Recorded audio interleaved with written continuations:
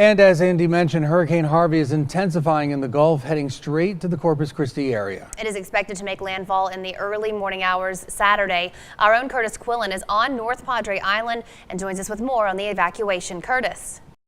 Well, guys, as you can see behind me, these waves are coming in incredibly high on North Padre Island, reaching in some points all the way up to the dunes. And people who lived in the Corpus Christi area nearly 50 years ago say they're having nightmares. This is almost a reincarnation of Celia. I was 10 years old when Celia hit, and it started out as just a little depression, and then all of a sudden when it hit, it was a full-blown hurricane. People who live on the Texas coast are on high alert Thursday, faced with what could be the state's first major hurricane since the turn of the century.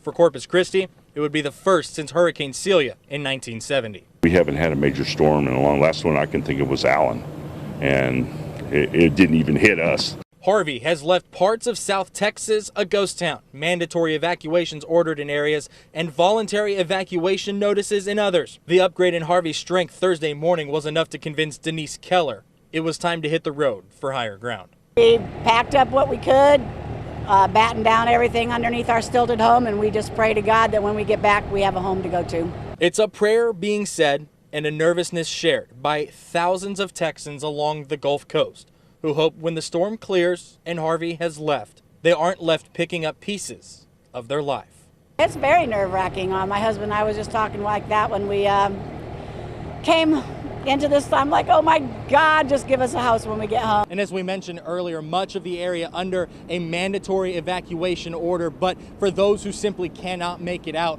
a shelter has been set up. If these waters are any indication, it's going to be a wild weekend on the Texas Gulf Coast. On North Padre Island, Kurtis Quillin, Channel 6 News. Doug, Leslie. All right, thanks, Kurtis.